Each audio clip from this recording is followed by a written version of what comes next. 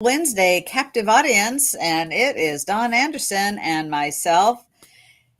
Boy, I'll tell you, if fall is in the air, isn't it, Don? Yes, it is. I love the change of seasons here, and the leaves on the deciduous trees are almost completely off now. They make a mess on the ground, but the Yeah. color's beautiful. So really enjoying it. The color is beautiful. It is. And I'm sure your family's all getting ready for Thanksgiving. Yep, yep. Starting to think about it. So no doubt that'll be an opportunity to put on a few pounds, but we'll try to fast a little bit in advance. The smart ones among us do that. That's a good idea. A very good idea. Well, I'll tell you, I'm pasting a story right here to start us off. There's never a shortage of news.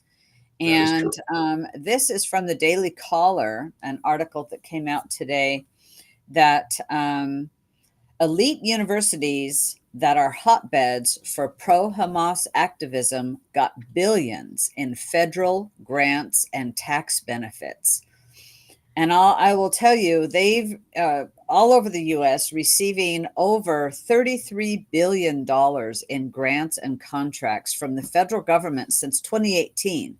And this is according to Open the Books. Hmm. There was 10 elite universities with large endowments have taken billions of federal tax dollars. And, this is part of the problem. I don't know that they should receive their private universities. Hmm. And I don't know that they should receive federal tax Well, dollars. and the thing is, there's freedom of speech. You're free to say whatever you want, but you're also free to suffer the consequences.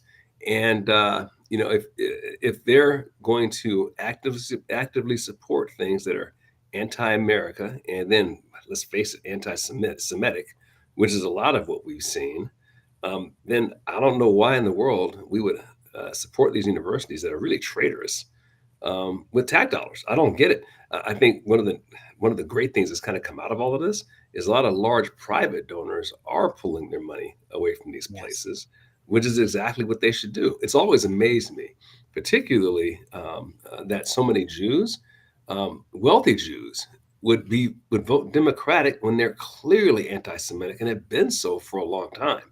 So maybe this is like a blast of cold water in their faces to make them rethink what they've been doing. You're supporting a party that doesn't support you and supporting universities that are breeding grounds for people that hate you. And I'll stop there. Yeah, a lot of alumni have said we're not going to donate any longer. But it says that the collective endowments of these universities grew from 172 billion in 2018 to 237 billion by the end of 2022. And they reaped a collective 12 billion in special tax treatment during And, that time frame. So yeah. that's 65 billion dollar increase in Mhm. 4 years. And you would think, Sonny, that would mean tuition would have dropped. Don't you think? And then we're going to do pay off their student loans on top of this. Yeah, That's what, it's Biden wants to do. it's absolutely insane. So we're gonna tax kids who don't go to college to pay for kids that do go to college. It doesn't make sense. It No. absolutely doesn't make sense. So I'm going to tell you what these universities are: Stanford University, Columbia University, University of Pennsylvania, Yale, Harvard. Those took in nearly 7 billion, 5.9, 3.7, 3.5, 3.3 billion in federal grants Mhm. and contracts. Then you Mhm. have University of Dartmouth took in nearly Mhm. 1.8 billion. Brown University and Dartmouth took nearly 1.8, 1.2 billion, and Northwest University and Cornell took nearly $3 billion in. And these are tax dollars these places have received. Yes, federal Everyone, tax yeah, dollars. That's us. every That's where one of the the, feds. yeah, I know they print money, yeah, but yeah, every one of those schools you named is an Ivy League school that are already good to go. They got a fortune. Why in the world, just on the principle of things, are they giving the money to those places? You know, yeah, It's just amazing. It's just amazing. The people that go to those schools, generally, their families can afford to go to those schools. It's Wait, our just crazy. video is off tonight. It's weird. Yeah, yeah, I see that. Yours is going in. Yours is going in and out. Um, Oh, is interesting. is Thank what I you. see on my side. But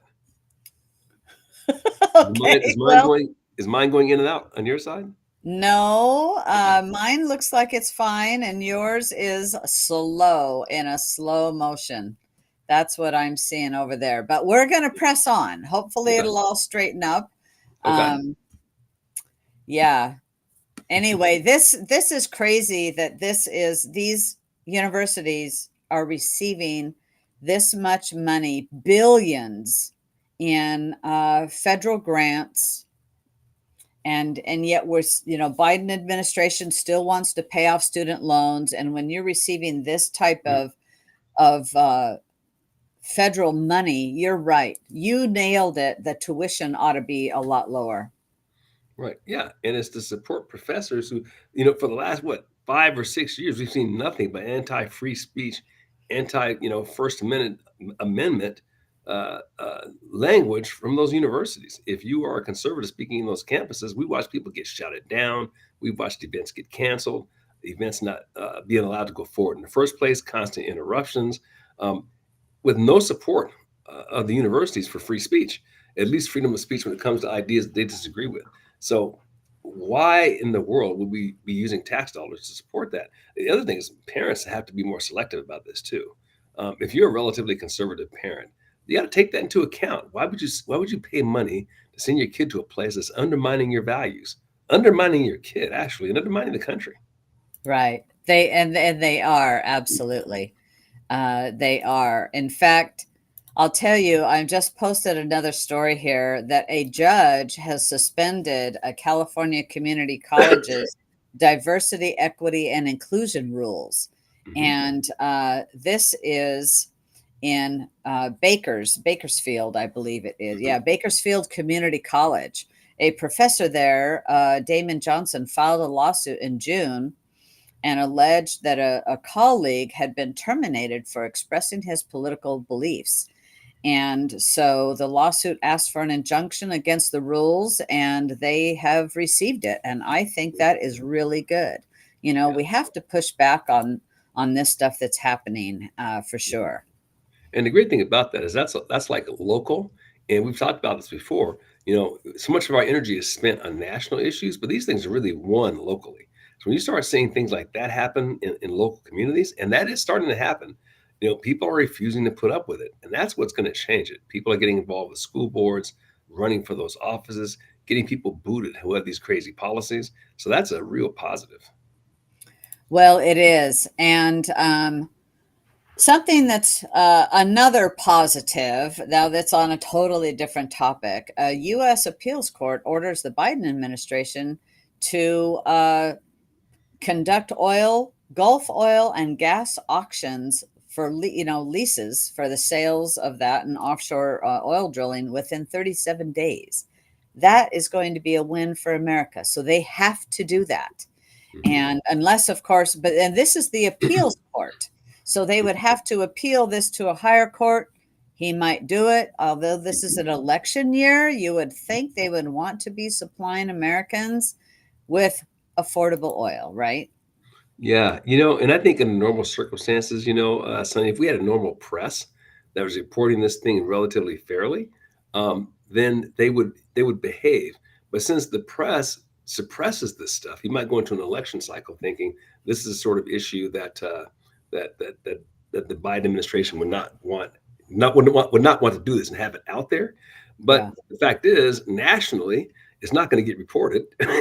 So they feel like they can do this stuff anyway, is my guess. Because it's an insane policy. I mean, if the objective is to deliver Americans with inexpensive energy, which it should be, then this is a no-brainer. They shouldn't have done it in the first place.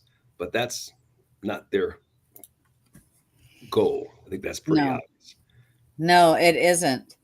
And so, something that I think our audience would find very informative, we've talked often here about the shots. and about COVID and all of that through. I mean, that's what started us on Captive Audience. But now in the Epic Health is a report, a new report raises concerns that the CDC's vaccine adverse event reporting system, which is called VAERS, the Hmm. acronym is VAERS, is broken.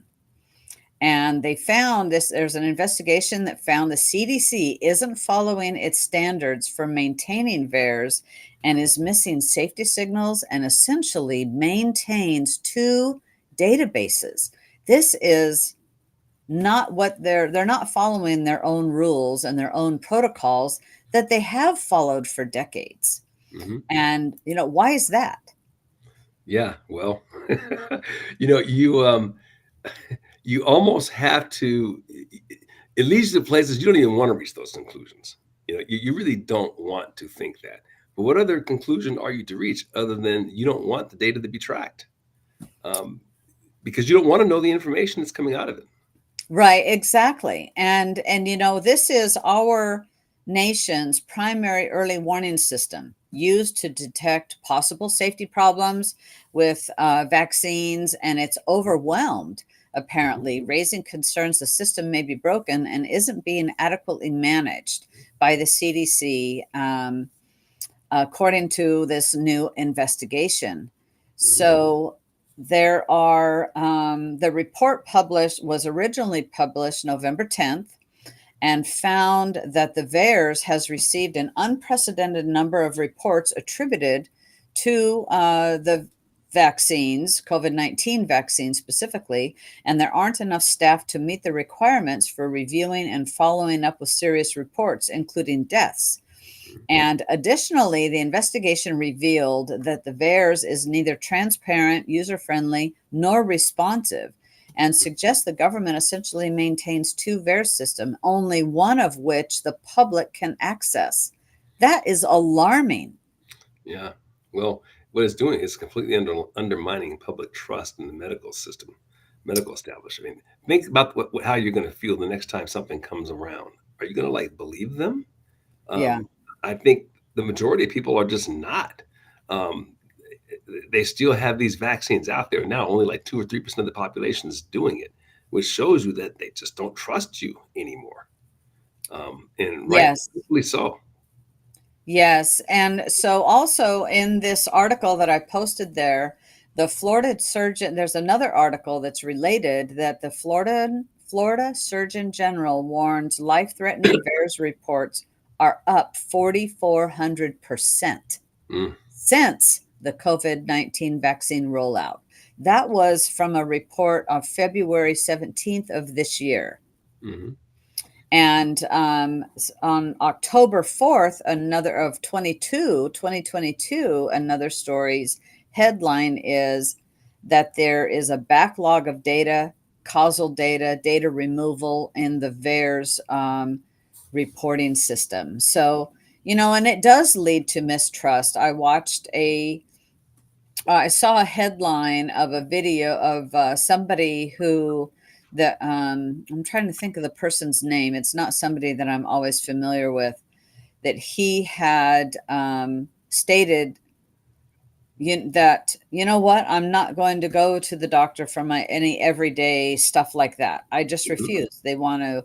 I'm not going to do it. If I get a broken arm, I'll go to the emergency room and get it taken care of. mhm. And unfortunately, I think there's going to be a lot of people thinking like that. Yeah, I I don't think know. I saw that same interview. I can't remember who that person was, but I 100% agree with him because what a lot of people don't realize is, and I used to be in the industry, like pharmaceuticals, right? And what you gradually begin to realize is that doctors are drug pushers. I mean, that's what they teach them in medical school is how Yeah. to deal drugs. That's what they are. And they're not into, very little is about nutrition, very little is about prevention, Right. very little about lifestyle. Is basically you walk in, here's a pill for that. Um, when in the vast, I shouldn't say the vast majority, but let's just say a huge percentage of the cases, at least with the diseases that we have, they're diet and exercise, lifestyle related things, and they spend no energy on that. So they're drug dealers for the pharmaceutical industry.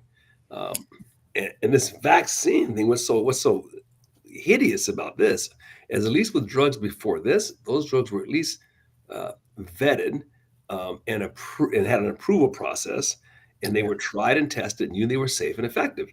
This was not, No. uh, and that's the scary thing about it. No, it is the scary thing. I remember thinking when all of this was getting pushed all over the world, I said, well, this is the largest human trial right now. Hmm. And it's Right, an utter ever. failure from everything that I've seen, Hmm. that I've read coming out. It's a real failure and a travesty to not just America, but to the world, Yeah. of vaccine injuries, because many vaccines have been pulled when you only have a few issues, 12. Hmm. I mean, I'm talking a few, Right.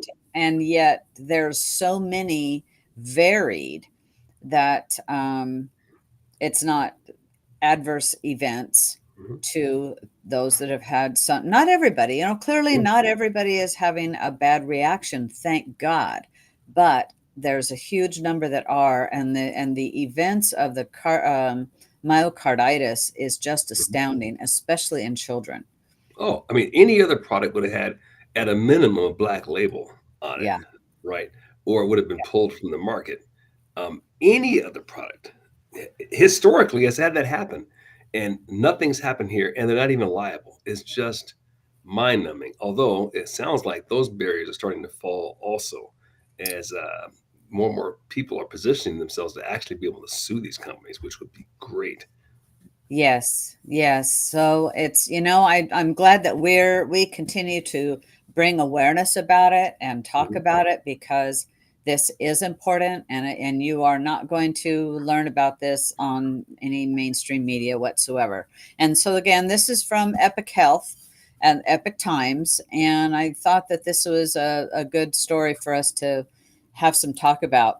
Mhm. And something a little bit of for me anyway, I think a feel good story is a female boxer withdraws from a match against a trans identifying male fighter. Mhm. And I think this is great because she is standing up for women's sports. Mhm. Yeah, It absolutely. doesn't have anything to do with being trans, it has to do with being saying you want to compete in women's sports. Right, right. Yeah, no, it's amazing. You never see this going the other direction. By the way, they're not trying to No. compete in men's sports. Well, wait a minute now. I'm going to push back a little. There Uh-huh. was a woman playing with hockey in high school, Uh-huh. a female playing in a male hockey match that got her front teeth all knocked out, you Okay, know? well, there you go. And I'm going, well, if you're playing hockey, what do you expect? Right? Right. I don't know. And I remember I saw this podcast. I can't I remember who feel was sorry doing it. for her, Yes. but that was her choice. But they were talking about how much faster the men hit the tennis ball, how much harder they hit the hockey puck, the field hockey, Volleyball. volleyball. There Right. was Yeah. I a mean, female that was had a big neck injury and head mhm. injury from getting a spiked ball right in the head. Yeah, she got a concussion. And, and, Yes. and the thing that amazes me is that where are the men who would let their daughters be in this situation, or the moms and dads who just don't pull out? None of this would happen if the parents of these kids just said, we're not putting our daughters in that position to get possibly permanently damaged. Well, I'll tell you, this isn't just any female boxer. This woman, her name is Keisha Bissonnet, a Hmm. Canadian female boxer who was set to fight in the 2023 Provincial Golden Glove Championships a Hmm. couple weeks ago, Hmm. before her manager learned that she had been matched with a male fighter who identifies as a woman. Hmm. And she says that when she came down from her hotel room to head towards where the boxers were warming up, her coach suddenly took her aside and told me he received information by text message, which he then validated, and that my opponent was not a woman by birth. And we Hmm. did not have any other additional information. So here she is going for the championship of the Hmm. Golden Gloves. Hmm. And Something see, she's been training for. She worked her way up to get there. Mhm. And she says, "No, I'm not doing it." And I say, "Good for her." And the thing is, that should be criminal. I mean, they were going to basically put her in a ring where she'd be risking her life in that sport, risking your life to get in the ring with a man in boxing. Um, Yes. you could be permanently damaged in that sport. I mean, men Permanent. are so much stronger and bigger than women. And Uh, so apparently, there's a study here. According to a study, a male blow has 163% more impact than a woman's, even adjusted for weight. And that was in a reference to a 2020 study from the University of Utah. And in the group study, the weakest man remains physically superior to the strongest woman. yeah, it's biology. I mean, Yeah, the it testosterone. is. It's not just the testosterone. It's the muscle strength. It's the skeletal strength. I mean, it's all of those things. And to put a woman at risk like that without even telling her, talk about that's just like criminal. It is. You're not It even give her an absolutely is. opportunity to, yeah, not give her an opportunity to to not go in the ring. I mean, that's a sport where we have weight classes for the same reason. You don't put heavyweights in the ring that are of the same gender. You can put a heavyweight champion in the ring with a middleweight champion. You wouldn't put, you know, Muhammad Ali in the ring with Sugar Ray Robinson Right. or Sugar Ray Leonard. And it's like 50 pounds difference. That's insane. Well, it is. And, so I'm glad that she said no to protect our sport, for women's sports.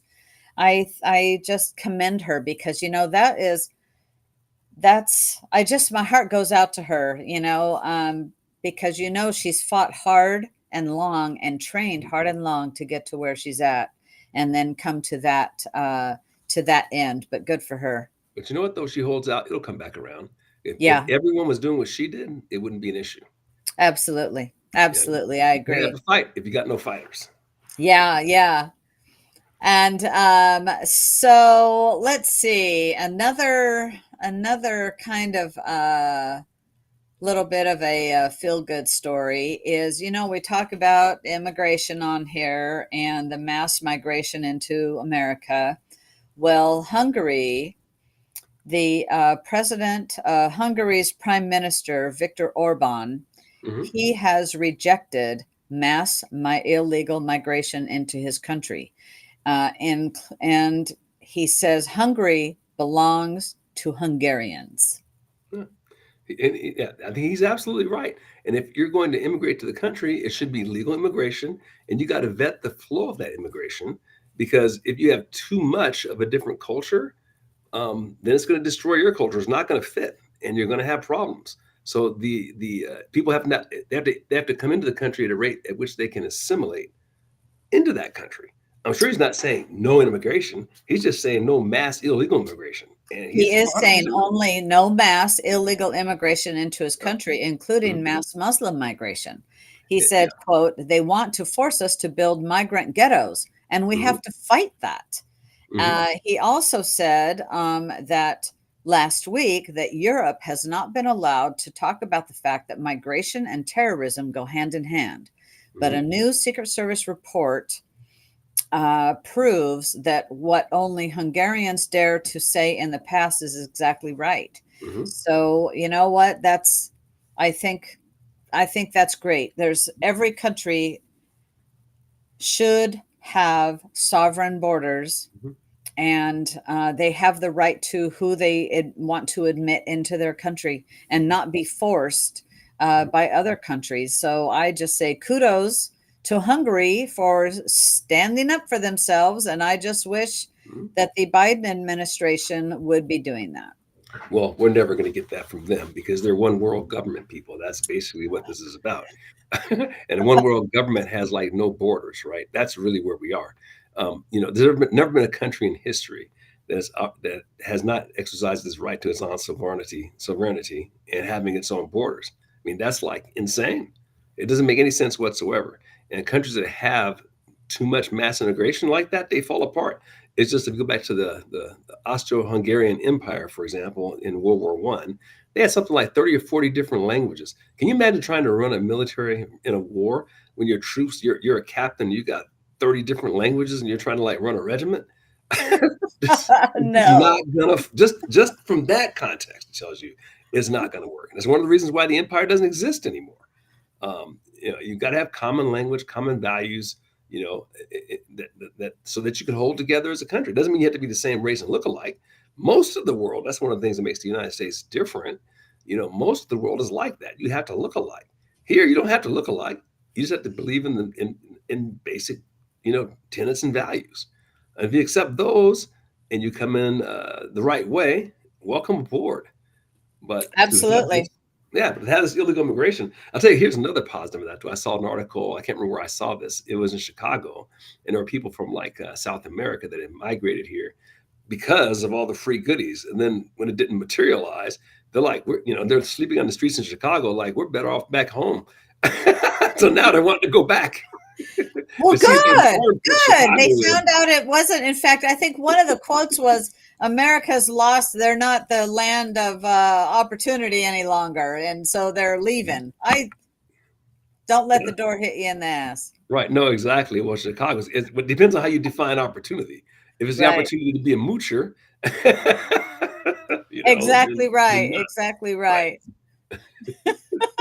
But I just love it when these cities that have these sanctuaries are suddenly getting hit with a taste of their own medicine. It is just great to watch them just like wallow.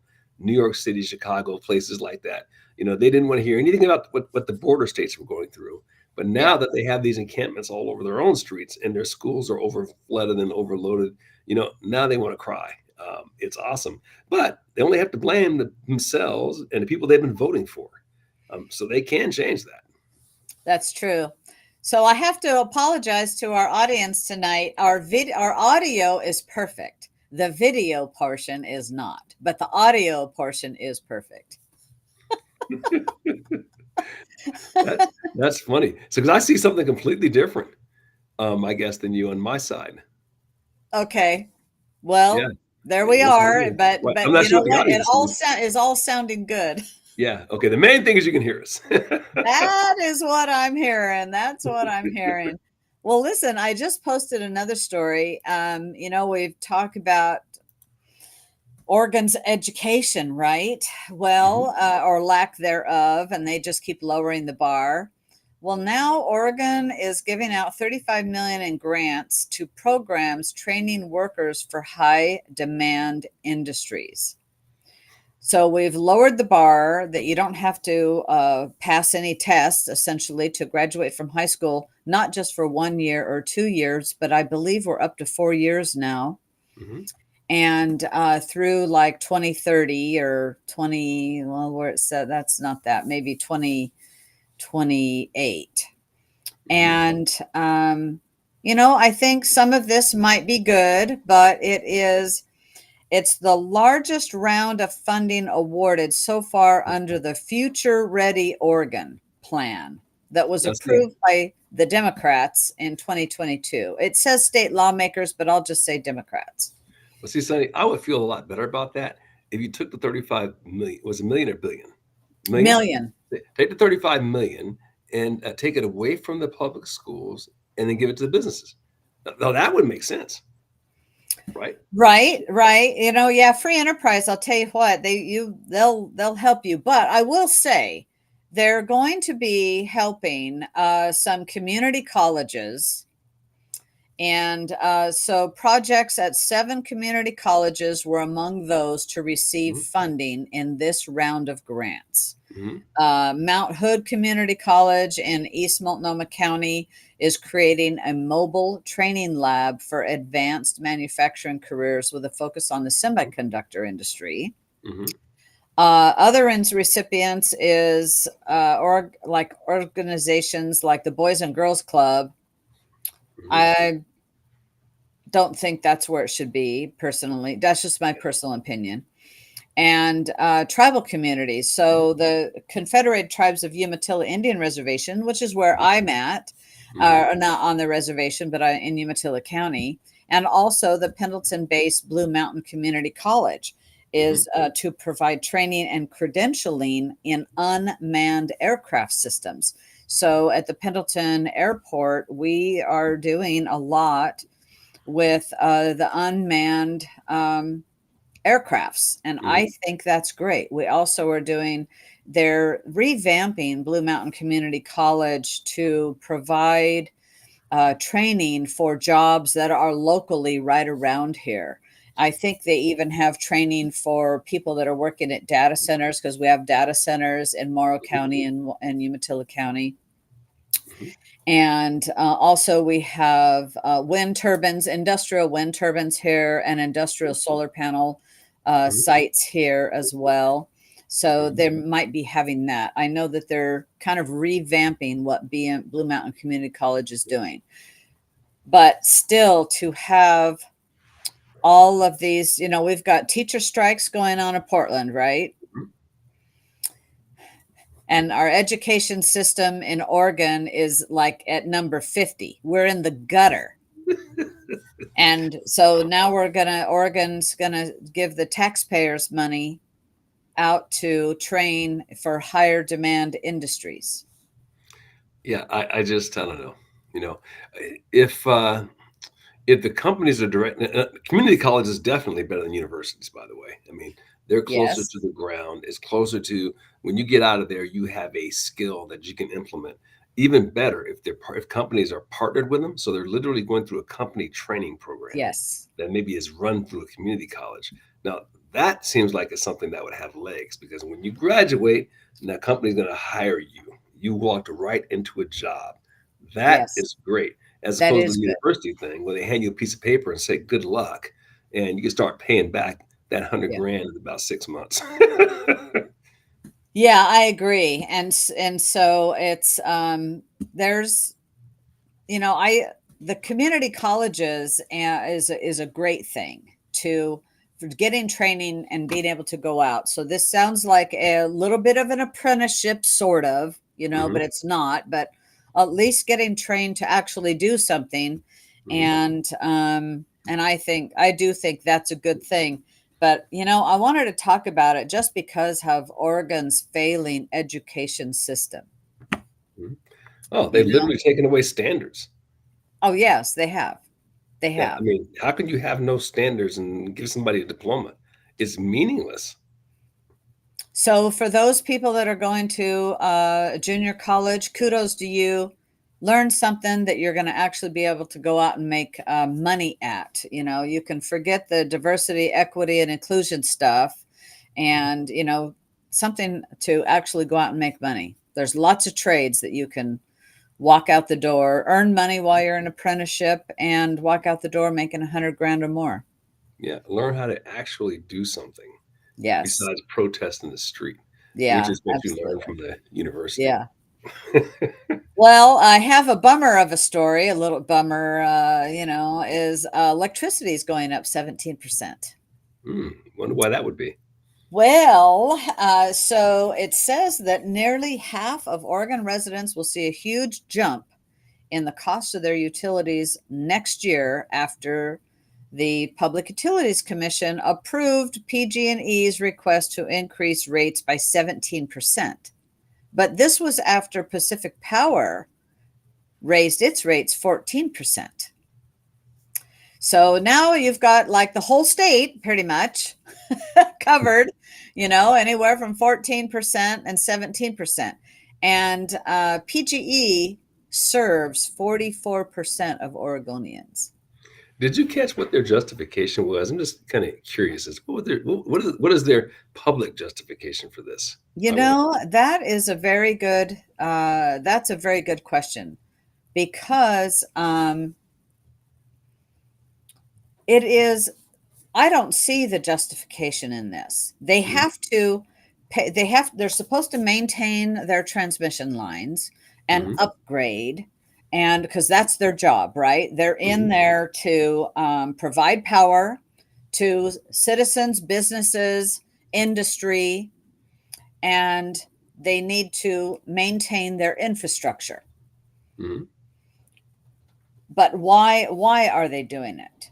Yeah, we're not And talking two yet. It's not 2 or 3%, right? And so I'm going to guess that this money, I'm a total guess, that some of this is going to be to help produce more industrial wind turbine sites and more industrial solar panel sites and battery storage, I was thinking it was going to be something like that. because those are what's the most expensive type of power there is. Hmm. So opponents to this increase says it will wreak havoc with low-income families grappling to pay their bills, and that is very true. Hmm. And consumer advocates say PGE is shifting 34 million in additional costs onto consumers rather than cutting expenses. Well, let's see. They have, what do they call them? Stakeholders. Hmm. So that means they're going to get more money Yeah. in their pocket. Those people that have invested, Hmm. the so-called stakeholders. Hmm. And so residents are going to pay an estimated 17.2% more. Commercial customers expected about 15.9%, and industrial consumers will pay 11% more. And PGE points to systems upgrades as the reason for, there's the answer, as Yeah. systems upgrades. But you Yeah. see, they've been making money. Hmm. They run the business as a profit. Hmm. They should be banking that for those systems upgrades. Although I will tell you, only because I've gone to some of my own city council meetings, that the cost of stuff has gone up, not double, Hmm. not triple. Some is by 10 times. Oh, they're lying about inflation. I think we all know that. It's just there's no way. They're running around saying 5, 6, 7% inflation. I just don't think so. So one of the city council meetings, they were talking about our city is building a new police department, Hmm. and they're saying somebody from the electric department was there and Hmm. says, so we've ordered, before we broke ground on this, when we knew we were going to build this, they ordered the transformer, but Hmm. then a hurricane happened over there, and now the people that make the transformers, I don't know if they've even got the transformer yet, Hmm. but they said now the cost was half again as much, Hmm. and it was like going to be, they didn't couldn't tell you when they were going to receive it. Hmm. And now I was just the other night, let's see, on Monday night, I was at the city council meeting, and on this same police department, it's going to have an 800 amp electrical service. Hmm. And they said, we've been told that it's being made, but we are not quite sure when we're going to get it. We think it'll be about 3 months, but they've ordered it a long time ago. Yeah. But something about the transformers that I learned is when there's a Hmm. hurricane, those places, the emergency places, jump ahead in line Hmm. of construction that was going to happen. Yeah. And so, and the whole electric industry in our country is, quite frankly, in the toilet. And these Or same people want you to be reliant on an electric car, by the way. exactly, exactly. In So, fact, so here's the last paragraph of this article. As this happens, remember the state and local politicians have increased gas taxes, minimum wage rates, income taxes, property taxes, cell phone taxes, mhm, alcohol licensing taxes, and hidden sales taxes, cat tax, while passing regulations making electricity more expensive. The state of Oregon has also steered nearly $200 million of various tax dollars to subsidize expensive electric vehicles, which by the tens of thousands are putting demands on the electrical grid, making electricity more rare and expensive. yeah. So essentially, it's punishing the lower and middle classes because they're not going to be able to afford that stuff. But the upper 5% that mooches off the rest of us, it'll be no problem for them. Um, Plus, it kind of fits with your nice little 15-minute city too, because you won't be able to drive more than 15 minutes because you can't afford it. Right, right, exactly. So, I wanted to just let you know what's going on in case you're not following. That was out of the Oregon Catalyst. Mhm. Um, Well, it's no Let's see. surprise that, Oregon and Washington and California continue to bleed citizens too. Yes, they We see do. story after story about these places are losing population, and they're Yep. headed to the Southwest where they don't have crazy party one party rule. I'll put it. So, did you hear about the Soros-backed prosecutor that is facing potential criminal and civil charges in Missouri? I think I missed that one. Well, I'll tell you, this to me is music to my ears because the George Soros attorney generals have been, look what's happening to Trump. Mhm. Bless you. Excuse me. Sure. And can't help that.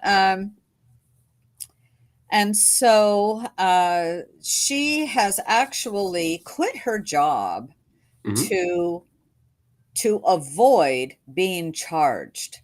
And the attorney general now is going. Missouri Attorney General Andrew Bailey. He's looking for ways to hold the ex prosecutor Kim Gardner accountable, Hmm. and she's actually nowhere to even be found. She's left her job and Mhm. she's nowhere to be found. And it is to try and get out, but get away with what she has done while in her position. Mhm. But he says, you know what? There's ways that we can do this because it might be that we have to go to a civil or a criminal suit. Mhm. He plans to hold her accountable. So you know what? I kind of thought that was a good news story. Yeah, that's absolutely good news story. And And if they can only keep doing this stuff for so long. The truth will get out, and that's great. yes, yes, absolutely. So, okay, I've got a couple like real quick ones because by Hmm. golly, we've been on a bit tonight. Yeah. Um, because I just think they're just like good stuff. New Hampshire defies the DNC and is keeping the first in the nation primary status. So the Democrats have been trying to tell New Hampshire, no, you're not going to be the first in nation for for their primary, and they go, no, we are. We are actually. So I like that pushing back. Yeah. Um, and let's see, Senator Manchin is going to Joe Manchin, who has resigned or resigning. He's actually now said he's absolutely considering Hmm. running for president in 2024. Hmm. We'll learn more. We'll keep you updated on what we learn on that. Hmm. A Michigan judge rules to keep Trump on the ballot, while the Minnesota Supreme Court dismissed a case to keep Trump off the ballot. So Hmm. I like both of those things. Yep. It's we're pecking away, slowly pecking away, and there's actually, because of what's been going on with Trump, Hmm. there's more of election fraud that is being exposed and Hmm. more about that. So I think that's a good deal. It's, I think boy, what the people are wheels. saying, yeah, it's basically no matter whether you like Trump or not like Trump, your right to vote for who you want to vote for, your right to be able to make the decision is being stolen from you, or they're trying to steal that from you. I mean, it's blatant election fraud. We've never seen anything like that on this scale in this country to basically take a candidate out so you don't have a choice. And I think people see through that. I think it's actually going to strengthen his chances. And the polling is really showing that. And that was one thing we didn't talk about. I saw this thing about the Biden's disapproval numbers are like through the roof amongst groups that he has to have, amongst blacks, amongst Hispanics, amongst young. They're at historic highs. And a lot of this is based on what you see around you. We feel it when you go to the store. You feel it when you go buy something. Yeah. When you drive by a gas pump, you see it. You see the crime in the streets. You see that. You feel it. Everybody's you're scared to go out at night. That's all been since he's been in office. Not to mention what's going on in international politics. It's like horrendous. Our enemies are like bold now. It's no Yes. accident that what happened in Israel happened after we collapsed in Afghanistan. Boy, That's not. you're right there. Those things are connected. They are connected. Well, hey, everybody. Don, thank you very much. We covered a lot here tonight. I apologize for our video streaming. It's not been optimal, but our audio has come through very, very well. So, anyway, we'll be back here on Friday. And Don, thank you very much. Thank you, Sonny. Bye, everybody.